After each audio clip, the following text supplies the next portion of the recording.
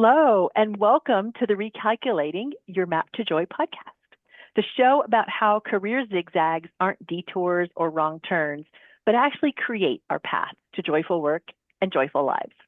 I'm Marie Clark, a career transition coach and possibility partner, and I help women move from a career that drains them to one that lights them up without losing their identity or income. And if you're sitting in a job right now that fills your wallet, but is slowly sucking your soul dry, this podcast is for you. Because my guest today has been exactly where you are. So I am excited to introduce my guest for today, Elizabeth Mathieu. And she is a leadership, well-being, and career coach. But it wasn't always this way.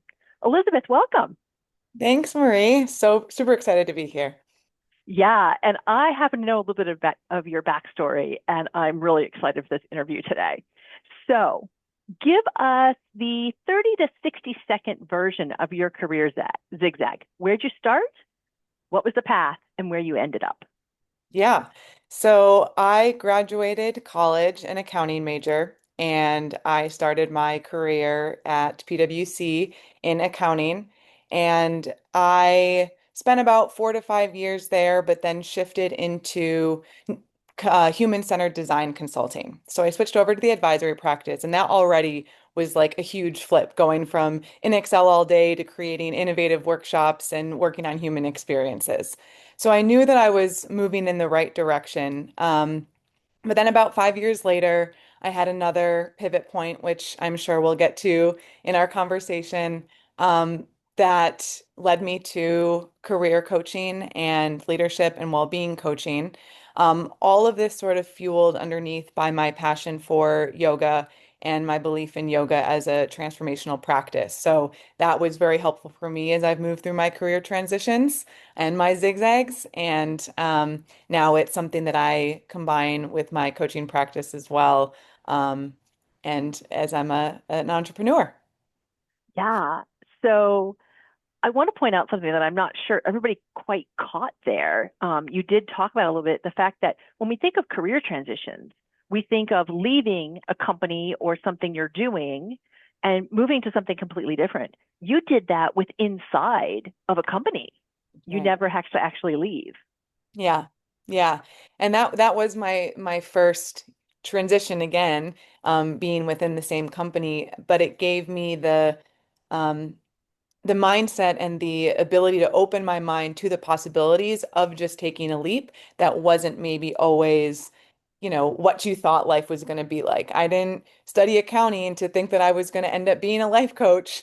But the jump to experience consulting within PwC helped me realize, wow, there are so many doors that can be opened just by having a mindset that is ready to take you to places where you really want to go, rather than just feeling like you should be following the path that you should be. So what does that even really mean? Yeah. And I love that you said that, right? Because this whole podcast is about opening up the possibilities that most people think, just like you did, right? I got a degree in accounting. I'm going to live in Excel for the rest of my life. Hmm. And maybe that doesn't fit all the time. Yeah. So, what kind of, I mean, assuming accounting at some point just didn't fit, and that's why you made the change. So, was it a slow burn that kind of led you to that change, or was it like, I got to change now, and then you kind of immediately jumped?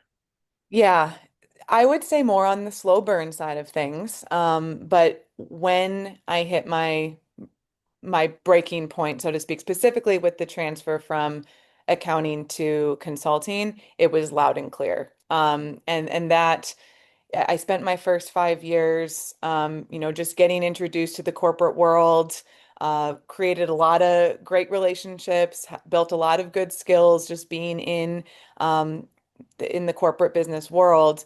But I was dedicating every last inch of my being to my work. And I didn't even really know the concept of boundaries at all. And I was just go, go, go, go, go, working late. If any other auditors out there know what busy season is like, and it is just that way. And I never really challenged it. And then I actually started my yoga teacher training my last year with an audit at PwC, I was able to work with supportive people at the company to allow me to do both at the same time.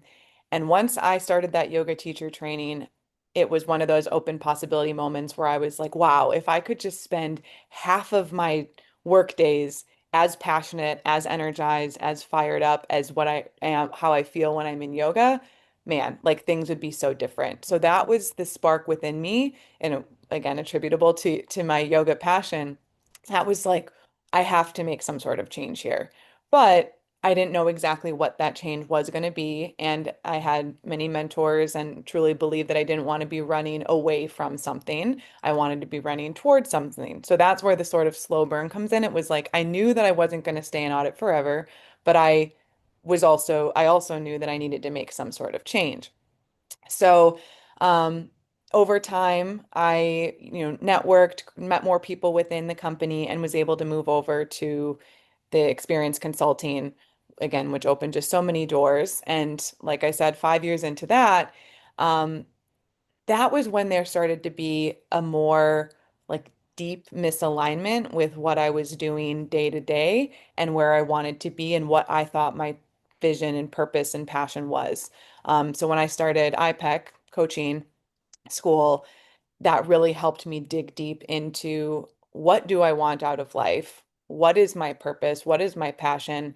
And I started to realize that I would get tidbits of that in my corporate career, but I needed to do something else. And that was then kind of that next awakening of I was, not of there was no resentment, there was no burnout at that point. I wasn't like, you know, glassed over, not being able to to focus on anything, but there was this deep disconnect that was making day-to-day life pretty difficult um to live with because I knew that there was this broader vision I had for myself and I wasn't able to live it out where I was at. So, Yeah, and it's interesting how your two career pivots were different, yeah. right? There was a different kind of path to both of them. And you Hmm. were at a different place in your life to both Yes. of them. Yes. And that's another interesting thing that comes up is you can pivot more than once. You Hmm. don't have to be stuck. So for either of your pivots, what was the hardest part that nobody warned you about?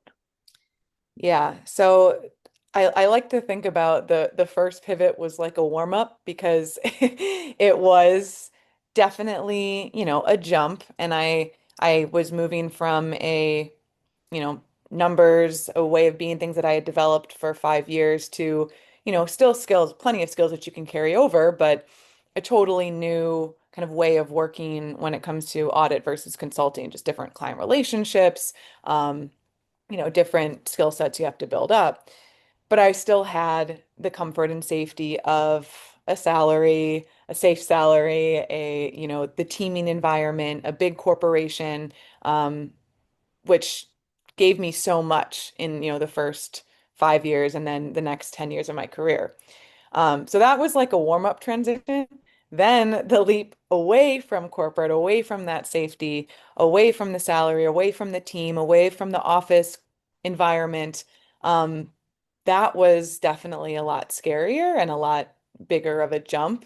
Um, and I definitely needed to sort of spend a lot more time within myself, making sure that I was confident in the decision, that I knew where I was going to, what I wanted to do, and sort of what direction, again, where I was moving towards.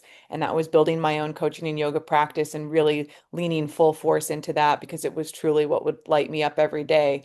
Um, but the jump was scary. And so I would say I can't say nobody warned me about it. I do think that was, there were times when people were like, "Oh wow, that's a big jump. Are you sure you want to make that?" And I guess again, that wasn't people warning me, so to speak, but there were questions. There were things that made me really, like I said, dig deep and make sure that I was making the right choice. So Not sure if that totally answered the question, but it was more so just my, experience of jumping from the corporate safety to an entrepreneur role. Yeah, yeah. And it is interesting that you compared them like a warm-up jump Yeah. and then the kind of the real jump. Um, so when you had those moments, when people would ask you, "Are you sure?" Or Mhm. you'd have that, "Oh my gosh," that moment of like, "What am I doing?" Like, what kept you going, or what keeps you going? Yeah. Um, it was definitely, I just had this feeling of conviction within myself that this was what my purpose and passion was and is. And it's hard to put into words, but it got to be to a point where when people asked me that question, I was so sure and so easily able to respond that this was what I was going to be doing, that I just knew. And I think that came to be from a lot of celebrations along the way, from celebrations of myself, for every little milestone that I took, every little bit more of confidence that I gained. Um, I would celebrate that for myself. And I would then share that with, other peers or coworkers or my husband or family who I knew who was supportive. And they also celebrate it. And so, like, that sort of community of celebration really helped me keep going and made that spark of conviction deep down within me grow even bigger within myself, so that it was a fire of conviction that I just knew it wasn't something that I was going to change my mind on. Yeah, that's so critical, that celebration. Hmm. And we don't talk about that much. We talk about the clarity and the confidence and the conviction, but your idea that you were celebrating the growth and the little milestones along the way Hmm. is amazing. So, Yeah. so what would you say to someone sitting exactly where you are before you made either of your leaps? Yeah. I would say a lot of times we have blinders on, and sometimes we have the blinders on for so long that we don't even know that they're up. So to really take the time to challenge your way of thinking, um, open up the blinders, open up your chest, relax your shoulders, and really just, there's my yoga and my embodiment, like really see the possibilities that you have for yourself, um, and and make a conscious choice to act on those and really um challenge, like I said, like the assumptions. Why are you scared? Why are you sitting? Why are you uncomfortable? Why are you maybe scared to move forward? What are you believing that might be holding you back? And by opening up the blinders, not only of where we think we should be going, but to open up different perspectives and different ways of being, um, that can really sort of help you then start from that, okay, now I've opened my mindset. Now where do I really want to go? What confidence can I build up once I've had, a little bit of more space to breathe and see. Yeah, and I love that. And so for those of you that are listening to this, because you're probably driving and not watching it, you missed Elizabeth actually opening her shoulders for you and showing you how to remove your blinders. So that was pretty incredible. So thank you. So as we start to wrap up, I know this idea of you can make more than one pivot. And again, for those who are listening, not watching, Elizabeth is fairly young. Some of my guests are closer to my own age, which is, we'll call us Gen X to be kind. Elizabeth is definitely more in the millennial group. And so the fact that pivoting doesn't require an age, Mhm. pivoting requires alignment. It requires some opening up and removing of those blinders. and some celebration along the Yes. way. And I know that that's going to mean a lot to somebody. So, Elizabeth, your first two zigzags in your life have led you somewhere amazing. And I'm sure you'll probably have a few more tweaks along the way No doubt. as you grow. But tell everyone where they can find you and what you're working on right now. Yeah, so you can find me on LinkedIn, Elizabeth Mathieu, spelled Mathieu. And I offer programs that combine coaching and yoga into a truly immersive 6-month program where you do yoga flows followed by coaching conversations that really can make leaps and bounds in your life. That being said, also offer one-on-one coaching without the yoga if the movement is not for you. Um, and so I'm excited for all the possibilities to come, opening up my own blinders every single day, and just excited to live life. So thanks for having me, Marie. Awesome. And here at Move to Joy Coaching, we are all about that movement. So I personally kind of love that idea of coaching plus yoga. And I know that that can really help people that are stuck when they kind of can move their bodies and begin to breathe freely, which really opens up that mind. So, friends, if today's story sparked something in you, if you heard yourself in any of Elizabeth's story, I want you to know your own zigzag story is waiting. You don't have to choose between your bills and your happiness or your Excel spreadsheets and your yoga flow. And if your career GPS is saying recalculating, come find me at movetojoycoaching.com. And if this podcast helped you, please share it with someone and follow Elizabeth to learn more about how to do yoga and have career happiness. So I'm Marie Clark, and this has been Recalculating Your Map to Joy podcast. We'll see you next time. Bye. Bye.